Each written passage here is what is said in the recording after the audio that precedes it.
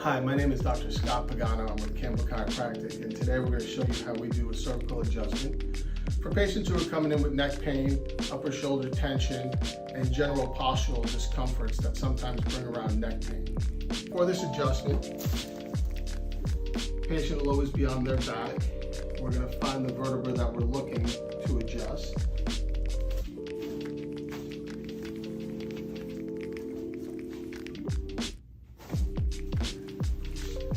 With a simple flick of our wrist, we can manipulate those joints to help take tension away from the muscles and help to restore range of motion in the neck.